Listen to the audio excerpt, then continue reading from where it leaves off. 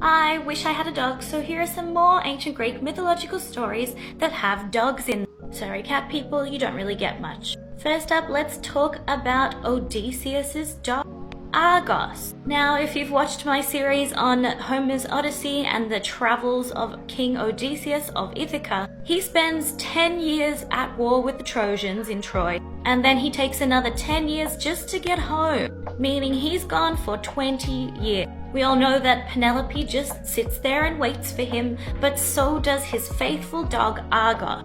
Now, 20 years is a long time for a dog to wait. I feel like 20 years is even longer than the average dog's life expectancy. So like, he must have been a puppy when Odysseus left, right? Well, before Odysseus left for the Trojan War, Argos was known for being such a swift, hunter, really good dog, the goodest boy. Then when Odysseus does finally return to Ithaca, he's dressed up and disguised as a beggar. His faithful dog Argos does recognize him, but somehow Argos knows not to blow Odysseus's cover at this point. Plus, he's been so severely neglected that he can barely raise his head at this point. He's probably also really old.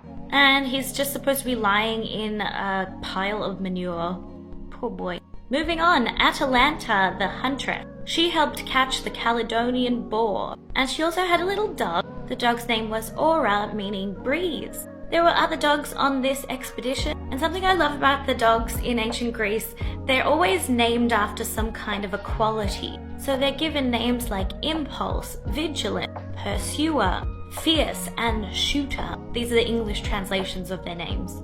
Do you remember the Theban prince Actaeon? While he was out on a hunt one day, he accidentally saw Artemis naked, so Artemis turned him into a deer, and then Actaeon's own dogs came and ripped him to shreds. Ovid does a funny thing when he's retelling this myth. He lists out all of the dogs, and there's like 36 of them, and it's meant to be a kind of a play on the catalogue of ships from Homer's Iliad, where there's just like this giant chunk of text just naming all of the ships. So Ovid here is like put a giant bunch of text just listing out every dog's name. Latin humor. Again, these dogs had names like Storm, Whirlwind, and Bear. Other popular names for dogs in ancient Greece were things like Spoiler, Butcher, Fence, Keeper, Blossom, Bluey, Hurry, Stubborn, Yelp, Tracker, Dash, Happy. It sounds like I'm listing dwarves. Jolly, Trooper, Fury, Crafter, Swift, Dagger. Honestly, it goes on and on and on. Basically, the ancient Greeks and Romans loved their dogs. They were the goodest boys and girls.